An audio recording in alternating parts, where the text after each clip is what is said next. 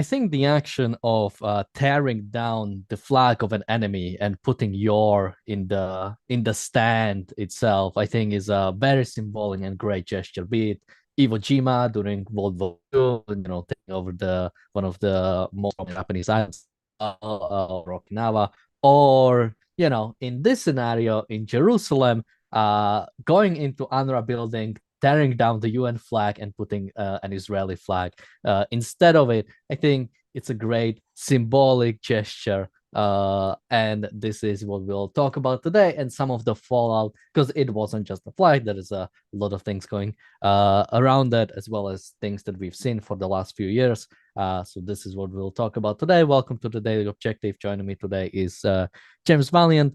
And James, before I go to you, let's actually take a look at the video that was fortunately taken.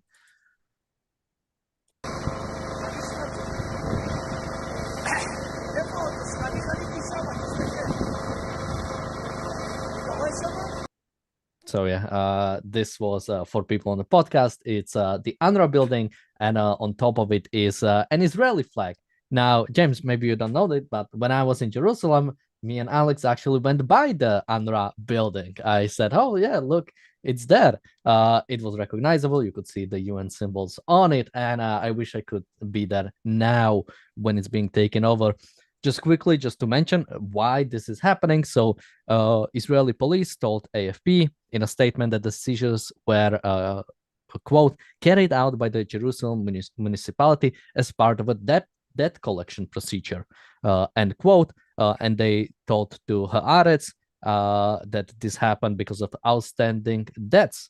According to Israel Hayom, the agency had failed to pay its property tax, which had accrued to 11.5 million Israeli shekels, which is about $3.5 million dollars. So this is the justification for doing so. James, what do we make of this?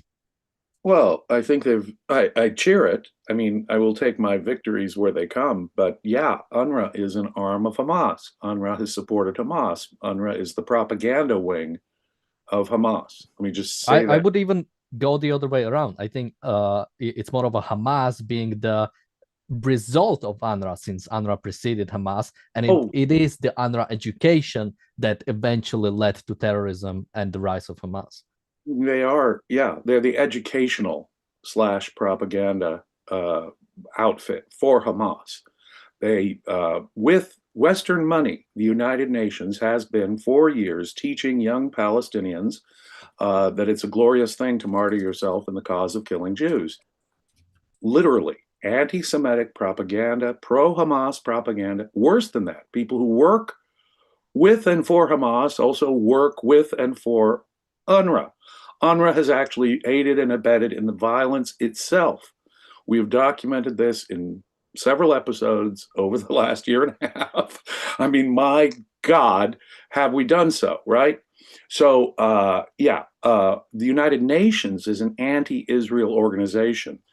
Israel has every right, and in fact, I would say more than this, they have a moral responsibility to truly defend the Israeli people. They have to reject the United Nations as an institution. UNRWA is just the worst aspect of it because it's targeted towards Palestinian refugees, so-called refugees. It is entirely corrupt. The UN is anti-Israel. The UN is aiding and abetting the enemies of Israel in a war. Israel is morally irresponsible if it doesn't boot every UN facility, relieve the United Nations with the moral righteousness that the United Nations is nothing but the dictatorship and terrorism protection racket that I have long said it was, and that it obviously is, and that it has been essentially since its inception. No, UNRWA in particular, as an organization, is materially aiding and abetting Hamas, spreading their propaganda, educating young people in the most horrific anti-Israel, pro-Hamas, violent. They advocate violence, ladies and gentlemen. The UN is to say the UN is not morally legitimate, again, is to radically understate the point. The UN is actively helping Hamas terrorism. Let me repeat. The United Nations is an active supporter of Hamas violence. full stop. UNRWA is the worst case among the UN organizations and therefore must be kicked out. And if you have to do it for tax reasons, it's true. The normal agreement is UN facilities are not subject to local taxes. Okay, I get that. Well, that means, Israel, you need to question the entire relationship with the United Nations. You did ban, and Israel did earlier ban UNRWA. Now, that should be taken seriously. That not only makes them subject to taxes, that makes them subject to complete eviction. They only harm Israel. It is suicidal on Israel's part to allow any UN facility. To allow UNRWA is outright self-abuse. And only a horrific lack of self-esteem on anyone's part in Israel could allow such a thing to even continue. So whatever the excuse they use, whatever the legal justification, taxes, I'm all for it, but it should be a much bigger, more clear, and more principled opposition. We are out of the UN. We want nothing to do with a hostile organization that aids and abets violence against our civilians. And that's the only way one can look at it. We did a recent episode on Francesca Albanese, for example. She is, the rapporteur for the Human Rights Council of the United Nations. Now, she is an anti-Semite who actually advocates violence and censorship to take the part of Hamas. That just is an indicator. Or take Mr. Gutierrez, the head of the United Nations. I mean, these people have demonstrated that they are anti-Israel institutionally. Israel, you have a responsibility to your own people to get the hell out of an evil organization that aids, abets, propagandizes for people who are doing violence against your civilians. It is morally irresponsible to sanction them in any way, shape, or form.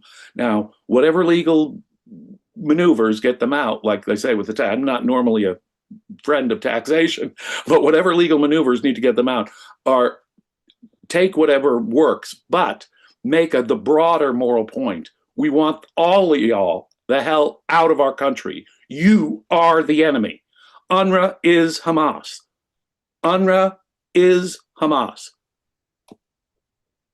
We have a super chat from Bonnie. Thank you so much. Now, Deborah in the chat says, when UNRWA was founded in 1949, they were only supposed to exist for 2 years. It is absurd that the organization was founded as they are pretending invaders and occupiers are refugees. I'll actually give you one more. It only had a 1-year mandate when it started its operation in 1950. Now, here is the thing. I mean, when it comes to, because, the goal was simply deal with the situation, right? This is the reason why, we have UN has the agency for all refugees and then a specific one for Palestinians, right? If we do things by the UN, it's sort of understandable that when something happens, you make an agency to deal with that situation. They haven't dealt with the situation for 80 years. I think at some point you say, okay, this organization is kind of failing at what it was supposed to do. I mean, look at UNIFIL, right, in South Lebanon. They were there. They were supposed to get rid of Hezbollah. They didn't. You don't solve it by, well, let's just try giving them more money. UN has never solved any problem anywhere at any time. The only good thing, or even plausibly good thing you could say they ever did, was agreeing to the existence of Israel. Was acknowledging Israel as a state. Again, so what was this, 76, 77 years ago. But yeah, we were coming into existence for, a year or so we can solve the problem. And here we are, as I say, 76 years later, and no problem, and no solution to the problem. In fact, they've redefined what a refugee is only with respect to Palestinians. Don't you know? Refugees can exist generation after generation after generation. Normally, it would be like saying my ancestors are in part, because I'm an American mutt with a bunch of ethnicities in my background, but it would be like saying that I'm somehow an Irish refugee. Okay? I am not an English or an Irish refugee. Okay? I am a native of the United States. What happened generations ago and why my ancestors might have fled the British Isles when they did is utterly irrelevant. So much time has elapsed. There's no plausible way you can call me Irish or English, much less a refugee from those places. But the United Nations has redefined, just for Palestinians, a multi-generational. Your great grandfather might have come from the region, and Lord knows he wasn't necessarily forcefully expelled, but your great grandfather might have voluntarily left the area because he didn't want to hang out where there's Jews, purely anti-Semitic reasons. And guess what? You're a refugee, despite the way the UN normally defines refugees. That's why UNRWA, the Palestinian refugee organization, has way more resources devoted to it than all the other refugees in the world organization. Okay, so the Palestinians are a special case, and we redefine what refugees are. And guess what? It goes on and on forever, and with more resources than we give to all the other refugees in the world put together. Now, that tells you just how anti-Israel the United Nations is. It hates Israel more than it cares about any other refugee group on the planet. It's the only way to look at it. The UN is an enemy of war of Israel. Israel and the UN are enemies. And Israel needs to understand that. Because you've defended yourself, they've called your leader a war criminal, and what you're doing there, genocide. Patently absurd, historically unprecedented claims where, again, they redefine what genocide is. They redefine these terms so that they can go after Israel for defending itself. That makes them a propaganda arm of your enemies, okay? They're giving ideological support to your enemies. In the case of UNRWA, they're giving educational, material support and running cover for them. The United Nations, in fact, I would say UNRWA, once that was discovered, UNRWA facilities are a valid target in Israel's war of self-defense. I will say that again. UNRWA facilities would make a valid, so when I see the flag, the UNRWA and UN flag coming down, and replaced by the Israeli flag, that absolutely does have military significance to me. One of the enemy strongholds in the region has been taken over by Israel, thank goodness. Yeah, I mean, when it comes to Gaza, I believe some of the UN facilities were targeted because And again, ought to have been. Yeah, absolutely. Valid targets of war. And yeah, even when it comes to Jerusalem, you don't. Raz in the chat says a couple of days ago, Daniel mentioned that the UK still has a Russian embassy, which it does. This is Israel's Hold My Beer, hosting an organization that exists to wipe the country off the map. I mean, that is the purpose of UNRWA. If the purpose was educating Palestinians, or specifically some de-radicalization, some, westernization, anything in that regard, well, that has failed miserably. And of course, this wasn't the goal. Do you see a lot of scholars and scientists coming from Gaza? So their education consists of what? Causing the population, civilians, to come over the fence on October 7th and join in with the atrocities. The upshot of, quote, the educational efforts of UNRWA has not been to produce more educated or intelligent people, but or who might actually do something in the worlds of science or scholarship. No. What they are is educating little terrorists. It's the terrorist training camp. So yeah, Razi nails it exactly. Hold my beer, exactly. This is outrageous. Every UN facility ought to be removed from the entire area by Israel and by force, if necessary, with or without the excuse of collecting local taxes. Now we have a comment from Philip Lazzarini, the Commissioner General of this is, by the way, the full title of UNRWA, the United Nations Relief and Works Agency for Palestinian Refugees in the Near East. You gotta love the UN titles. This is what he said on this situation. Today, in the early morning, Israeli police, accompanied by municipal officials, forcibly entered the UNRWA compound in East Jerusalem. By the way, there is no East Jerusalem. It's Jerusalem. It's annexed by Israel and part of Israel. Police motorcycle, now continuing. Police motorcycles, as well as trucks and forklifts, were brought in, and all communications were cut. Furniture, IT equipment, and other property was seized. The UN flag was pulled down and replaced with an Israeli flag. Here I have a note in brackets, lol based. That about the whole situation. Again, this is a great symbol that I wish Israel actually had the sort of full on sort of both support and the material sort of idea behind it, right? The fact that this comes more than 2 years into the war, UNRWA building right inside of Jerusalem, right inside of the capital of the nation, has been allowed to basically. I'm not sure if it was 100% operational because I think there were some bans in the past. So this might have been just a now complete seizure of the building. But even then, the fact that this had to wait so long is disappointing. But Much, much again, a great worse. symbol. Much, much worse. It ought to have been shut down long before October 7th. I mean, it helped lead to October 7th. UNRWA helped create October 7th.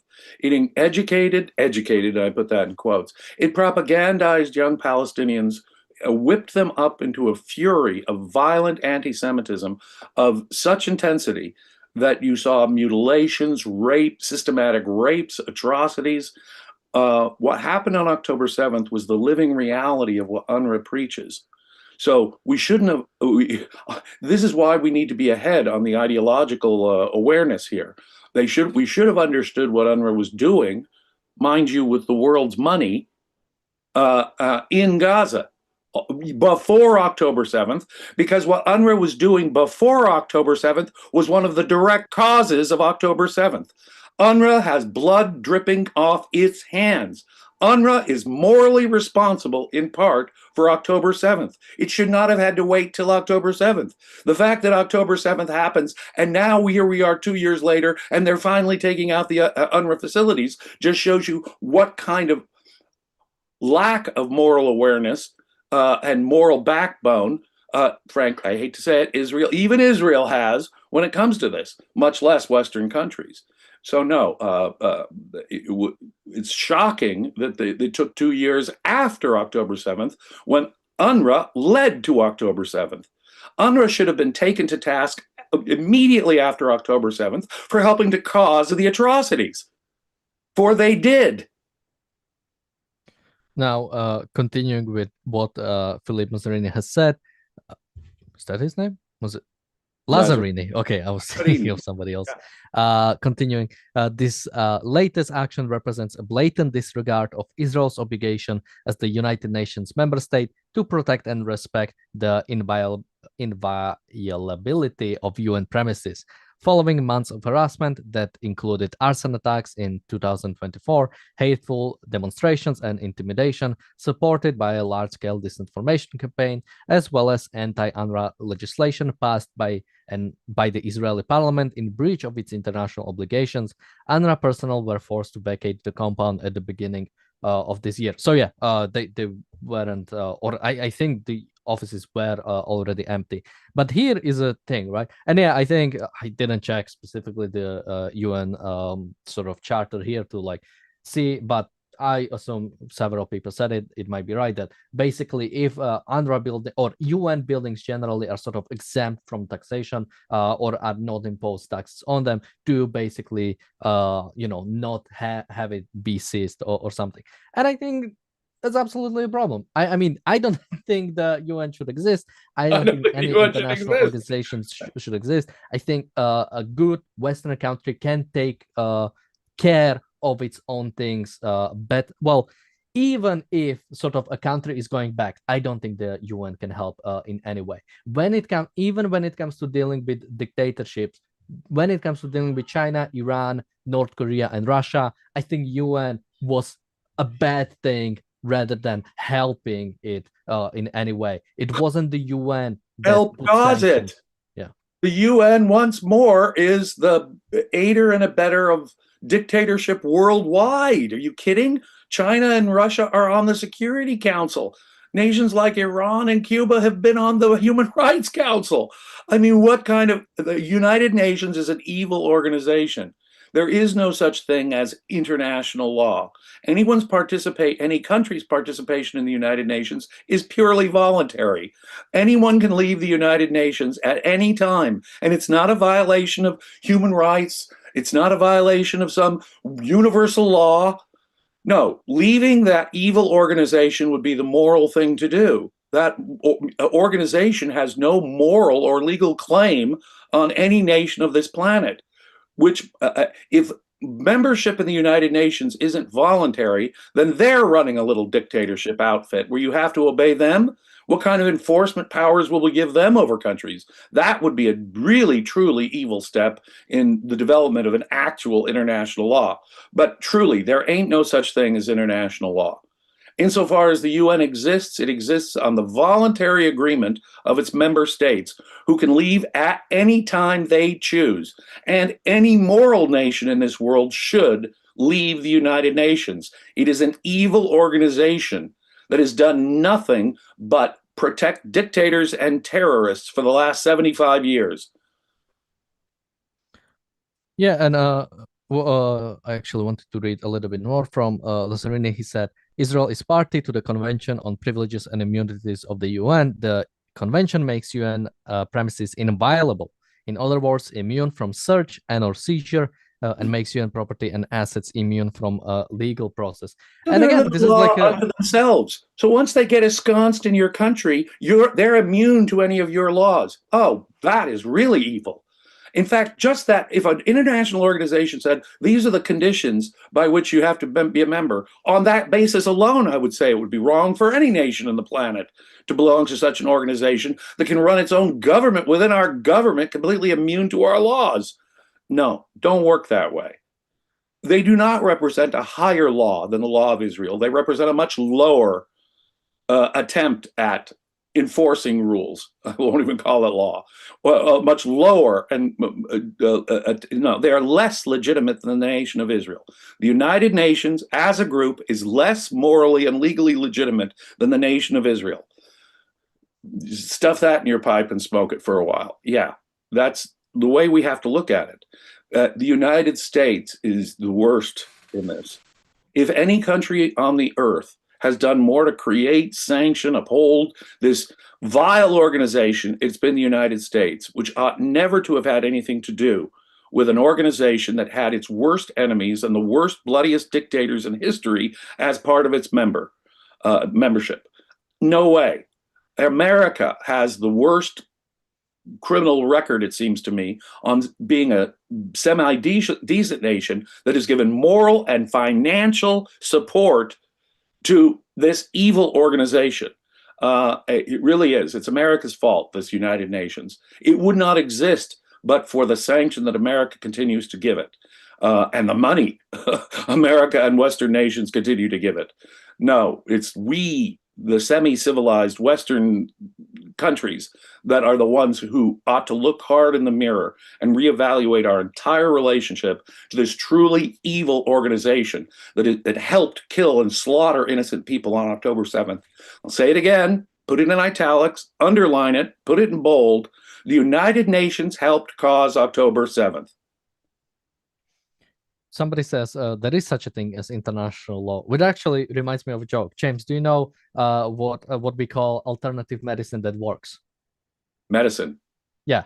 And this is such a thing. Like, what do you call an international law that is actually enforceable? You call that law. That's what it is. Again, international law is a contradiction in terms. If it was law, there would be an enforcement mechanism. There isn't. The only way international law is enforced is if the country that it's supposed to be enforced against says, okay, we are willing to enforce this against ourselves. That's why UN didn't stop any war. It didn't stop the Russian invasion on Ukraine. And it has no, I mean, in the last line, I'll skip one and I'll read the last line from Lazzarini. He says, there can be no exceptions. To allow this represents a new challenge to international law, one that creates a dangerous precedent anywhere else that the UN is present across the world.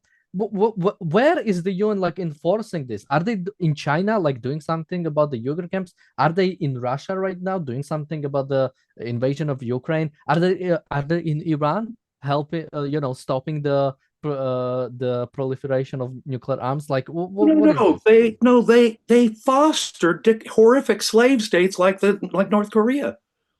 They run cover for the abuses of the Uyghurs in China. Are you kidding? They are the enemy here. If people want They to know are the about bad guys. if people Okay, want to know United about the Nations. ruthlessness, they are present in Yemen, by the way. UN is present in Yemen. Oh, They usually just get kidnapped by the Houthis, but yeah, they are there. well, yeah, and how many slaughters in Asia and Africa, have occurred under their watchful, and they don't really care about those, though. You'll notice that what they care about is Israel, right? You'll notice that it's only, you know, racist, bigoted, violent terrorists that they'll really go to bat for. Hamas, they are really, really, really keen on protecting, and to the detriment of any other situation in the world. Dictatorship, wars, slaughters. No, no, those go untouched by international law. And this system of international law has overseen the bloody slaughters of civilians worldwide. Worldwide. The United Nations has not made us safer. It has entrenched dictatorships. Uh, we had Razi in the chat says he's literally saying Israel is violating our rights by enforcing the law because we are above the law. Not surprising from the guy whose response to October 7 was to blame the people massacred. Yeah, I mean, absolutely. Bonnie in the chat says, do they condemn the initiation of force anywhere? I mean, even here, right? When it comes to the Russian invasion of Ukraine, like they might, I think there was, or there were few, we condemn this shouldn't happen. But again, what is the point? If it goes to the UN Security Council, well, okay, the country invading is part of the UN Security Council. It's a bit here. Is there a condemnation from of China for their positioning towards Taiwan? Well, Taiwan, we do not actually recognize it as an official country as the UN, since China is a Security Council member, and China would have to agree for us to recognize Taiwan. So, like, right don't there, give me this. right there, they're hostile to relative freedom. The people of Taiwan are qualitatively freer than the people on mainland China. The United Nations does not recognize Taiwan as a legitimate country. It does recognize the horrific mainland dictatorship.